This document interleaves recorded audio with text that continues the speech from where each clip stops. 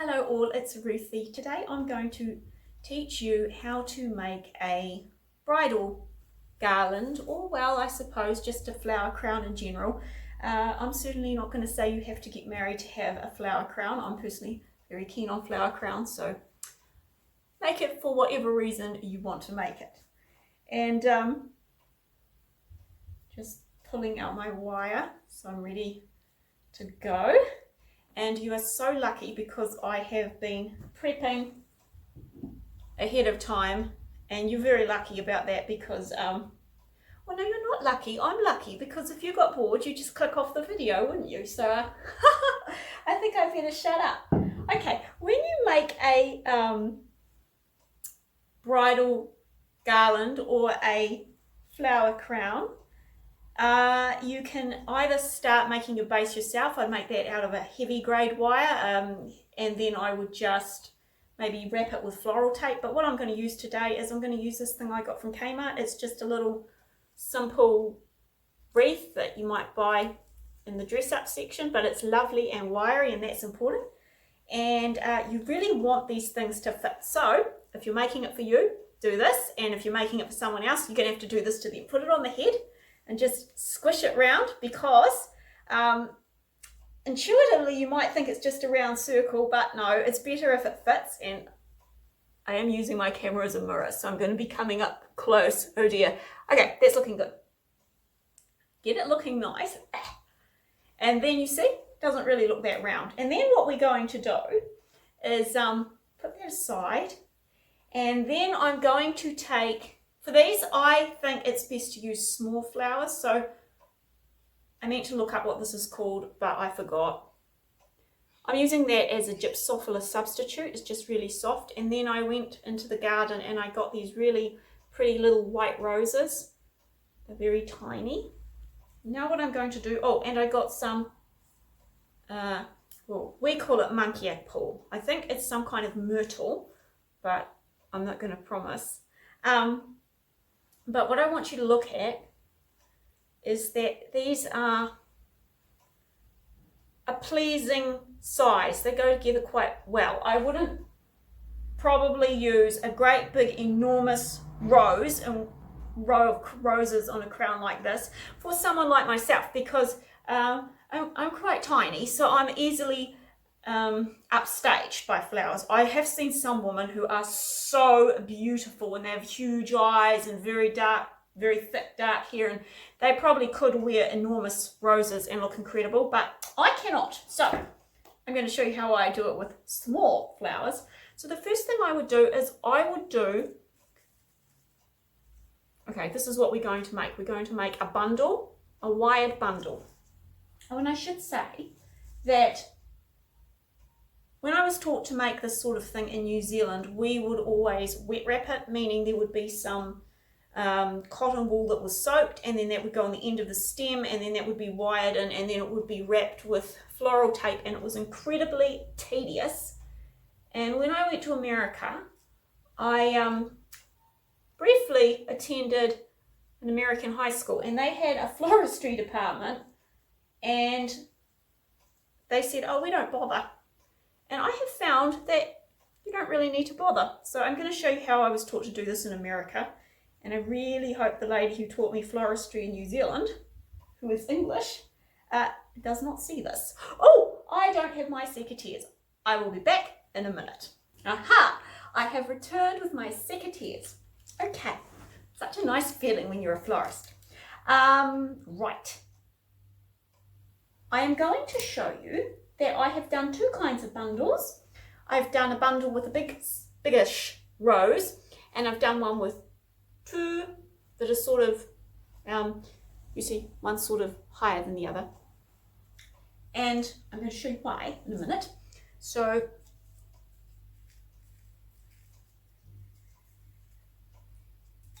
take this,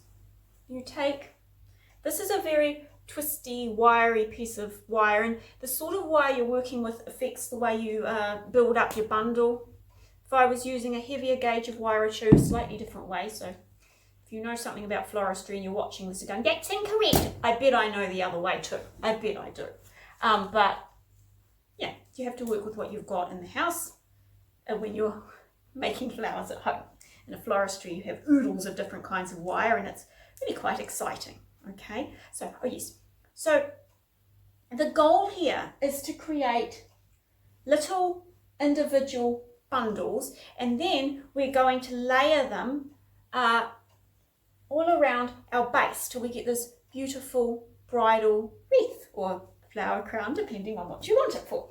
So when you make these, think sort of long, because they're going to layer on top of each other. So I'm going to pop this piece of greenery behind. I'm going to take some of my not gypsophila, but it's very pretty. Oh my goodness, it took me a long time to pick. It was so tedious. And then I'm going to pop a bit more down here, creating that little long shape. So I've just sort of bundled it together, and then try and get your leaves to spread out nice and wide. There's a strategic reason for that, which I shall show you in a minute. So I have made lots of flower crowns because many years ago I used to play fiddle in a Celtic ceilidh band, and we used to play for wedding anniversaries and 21sts and fundraisers and that sort of things. And we had a slightly theatrical flair the way we dressed. The lead musician who played an accordion, but not one of the ones with the looks like a mini piano. It had wooden buttons, and it was really cool. He always sort of wore a velvet, I think it was velvet waistcoat, and he looked like something from Charles Dickens, but one of the nice characters, not one of the yuck characters. And I usually wore something sort of vaguely medieval or Victorian with flowers in my hair. So I know from experience that with an arrangement like this, you can get a good 6 hours out of it before it starts to go limp.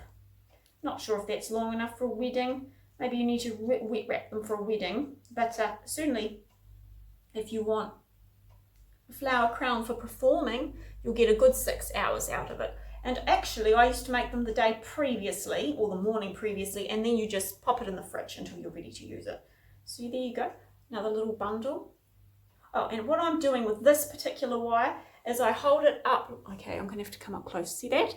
I hold it across like that. Then I take this bit and I just swing that one around. Then I swing it down. That's important. You always want to have the two wires coming down. And then I just wire down like that. Oh, and we've just lost some of the fake gypsophila. That's the other thing. Be careful when you do this, because you want to wire tightly enough that your bundle holds together, but not so tightly that you snap the flower off, as has just happened. Okay, oh yes. And these are actually rather small roses, so these are all going to be bundles of 2 roses, but I just did a similar thing with the individual roses. This isn't really, well, I was going to say it's not an exact science. Well, of course it's not, it's an art. But as long as you keep that sort of long pattern going on with your flowers, it will turn out just gorgeous. Okay.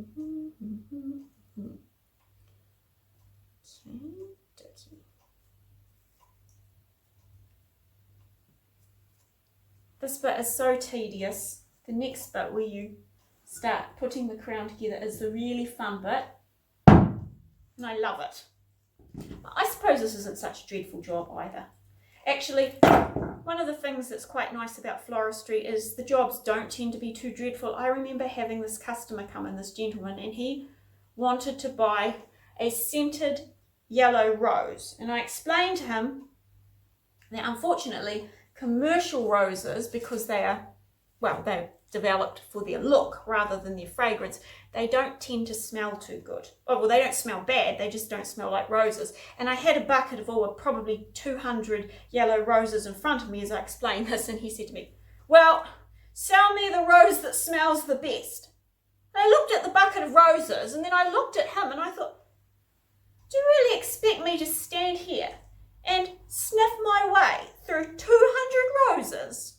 And then I thought, well, it's not actually a horrible request. So I did. And to be honest, honest with you, they all smelled about the same, but I think because I gave him my considered professional opinion, he was quite happy with his rose. And I imagine it was for someone very important in his life, so he wanted to make sure he had the most fragrant one. So there you go. If you work as a florist, someone might ask you to literally stop and smell the roses, or 200 of them. But like I say, it's not a horrible request, is it? And if you get wound up about something that nice, you're not going to have a very happy life. Okay, oh bother. I would prefer I had a second rose because that's just tiny. Actually, I picked this one primarily because it decided to be slightly pink instead of white on a white bush, and that really appealed to me because pink is my most favourite colour. Usually when you do one of these, you would start with a bare base, but you know, it's got extra bits on it. But I felt that for a bridal, because this is a bridal theme, I thought the gold and white was actually rather nice. So I thought that worked out rather well. Do not do that. Bruised roses last a much shorter time, but I thought it would be fun. And because I'm doing this at home for fun, I can do whatever I like. Right, so now I have a really, really big piece of wire. And this is extremely fun. Chuck that to the side. And now we're coming to the really nice bit. So you have to consider this a bit carefully. Oops, don't put it on upside down. That's rule number one. Otherwise, it's like I've got horns. Focus, focus.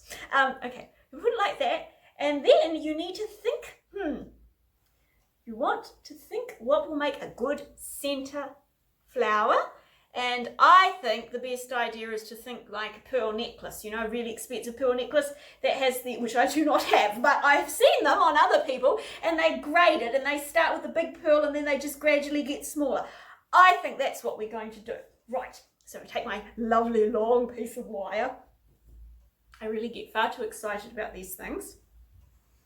And I wish you could see that, but I'm going to take it off about there. You do need quite, oh no, I'm going to be generous. You need quite a long piece of wire for this next bit. Oh yes. Right, I'm going to take this. It's going to be my nice big one. And oh, I should have showed you this. This is actually really important. If there's just one thing you learn from this video, this is what you should know. And I made an absolute pig's breakfast of showing it to you before. You must always have your wire bent like an upside down U or N, because it just gives it strength. And then you put it against the thing, and you should have one short bit hanging down. Oh gosh. And then you should, I'm a good florist, a lousy teacher apparently. And then you get the longer bit and you just wind it down. Now you do that again on this, and then you take it, lay your rose carefully, and think in terms of the rose sitting outwards. You don't want to put all your roses in like this. You do that, you're going to be out of business, and you're going to be screamed at by the bride because, yes, well, I'm not going to say about that. I personally am very happy that I don't have to deal with it anymore. Okay, so something going to make people so happy. They certainly can use it as an opportunity to make people miserable. All right, well, I think it's emotional. You know, anyone in a heightened state of emotions can be more difficult to work with. Even happy brides. So I'm going to put that in the center. And then, right.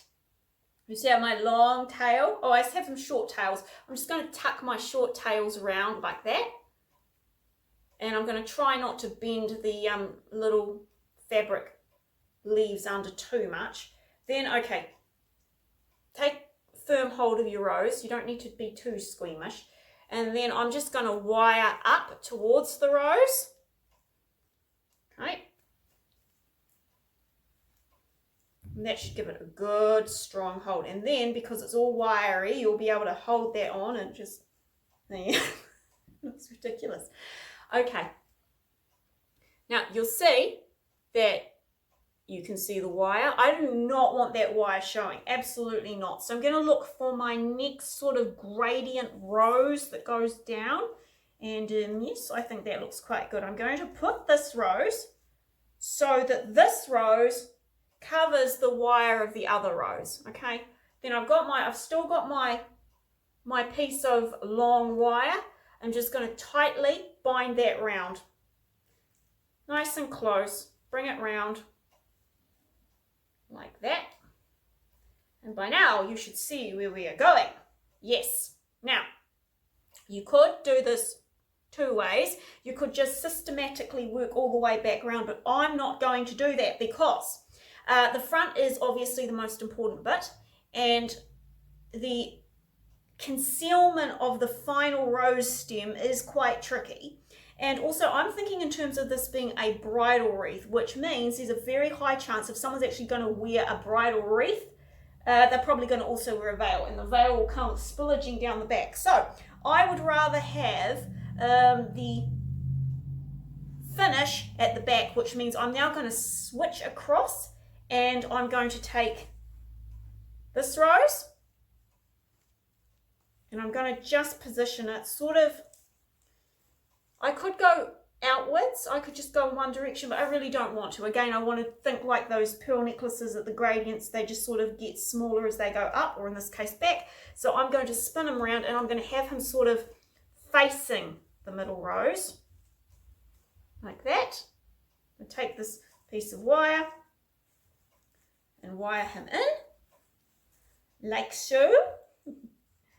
And now the question is just a question of just systematically working backwards, and make sure as you go that you're keeping anything, we call it the mechanics in floristry, keep the mechanics hidden. You want to keep all the wire on the inside that's going to be hidden by the head, so that'll be tight against the head and you'll just see the flowers. And because this is immensely tedious, I'm going to show you in a minute when I've got it. Well, it won't be a minute, but I've got it all wired on. I'll show you how we finish off.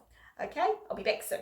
So actually I'm back because I reviewed my footage and I realized how absolutely useless I was being, because I was just yapping and you really can't see what I'm doing. So I thought actually I should just put the camera down and let you see what I'm doing. I have a bit of wire sticking out here, and you can just listen to the sultry sound of my voice yapping along. And of course, if you know exactly what I'm doing, you can just whiz along to the end, can't you? So sometimes it's better to watch. Actually, that's how I learn best, not being told, just showing. Yeah, and then you just keep twisting the wire. When it gets too short to use for your next bundle, twist it into the wreath so that it just disappears. So, oh yes, and I'm sort of doing this alternatively, so I'll do one that side and then I'll come over and do this side, just so I get a sort of even look to it. So just pop that down. There we go. Yes. And by the way, if you can make a bridal crown, you can absolutely make a buttonhole. And maybe I'll do a video on that one day. That's really easy. I might even show you how to wet wrap one of those, because it's not as tedious and they're actually really fun to make. First one I ever got to make, I was a horse mad teenager, and this lady came in and said, "Oh, can you make me a buttonhole? I'm competing in some kind of dressage competition." And oh, I was so excited. Just best thing ever. I loved horses, still do actually. So see. And then you just want to keep it sort of firmly wrapped against. Oh dear, I'm having a problem. Sometimes if you don't get it right, it starts to twist and you get these dreadful sort of little bald patches. Generally best to avoid that if you can, but you know, it comes with practice. I haven't made one of these for a while, and I'm sort of wondering why not, because I do love them so much. The good thing is that as it gets the layers of wire on it, it becomes stronger and it actually becomes quite easy for you to manipulate around. So if it loses its initial shape, don't worry, you can always bend it back. But you want to start with a wreath that has been shaped to the head somewhat, otherwise you might end up with bald patches. So I am sort of losing the shape, but I've also sort of got, yeah, it'll be fine. I'll readjust it at the end.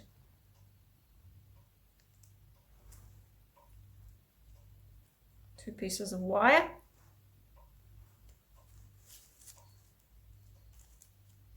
Just go in there. And you have to be quite tough with it, but you can be. You'd be surprised how tough they are, really.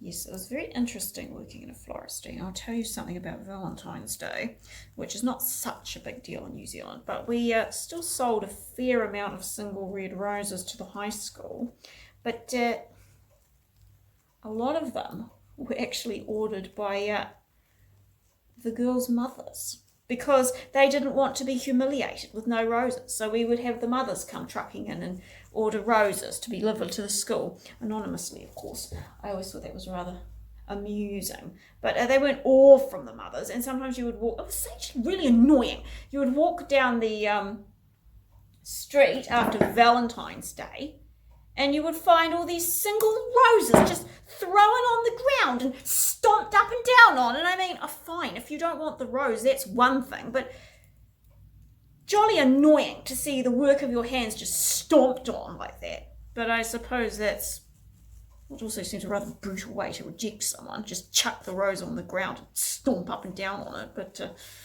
yes, the things you learn when you work in a floristry is really quite interesting. Oh bother, that rose is snapped off. You see, I was too enthusiastic with my wiring. That does sometimes happen.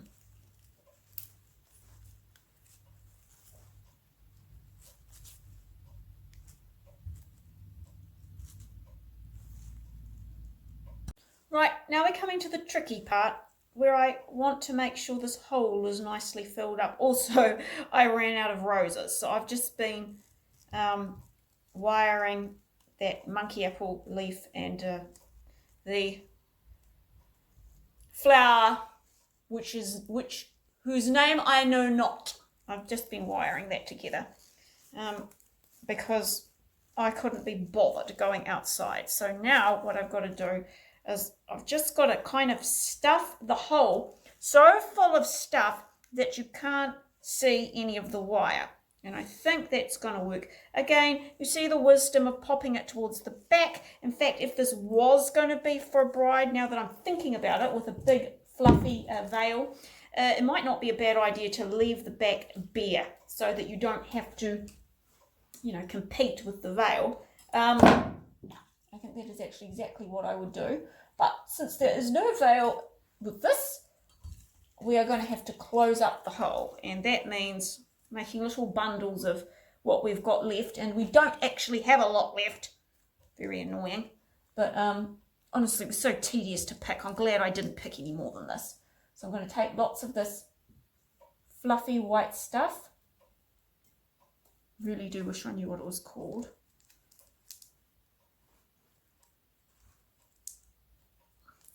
Then we'll go to right, and then see there's a little hole. We're just going to stuff the hole, stuff that in there, and then you just sort of have to wire it in as best you can. At this point, it's not really, yeah.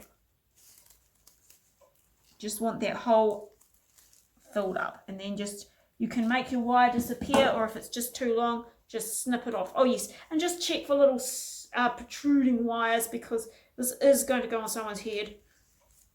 Of course, I'm really seriously interested in because it's actually going to go on my head, and I don't want my head stabbed. No, just kidding. You don't want stabbing anyone's head. It's not ideal.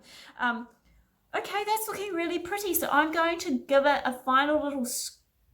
No, I'm not. I'm going to put the camera back, and then you can see me chuck it on my head, and I'll show you how I give it its final fitting. Right, back in a minute. Voila, we have our wreath. So I'm just going to pop it on. I'm just going to sort of push it down Look at it. Okay. Oh, I can feel the wire tickling me, so I didn't do a good enough job, but fortunately it's just for me,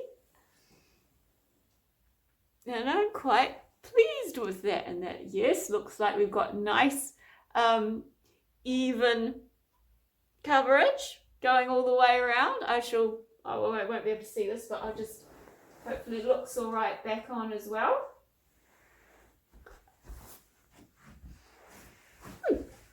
Yes, I am quite pleased with that. Of course, the rest of my day doesn't really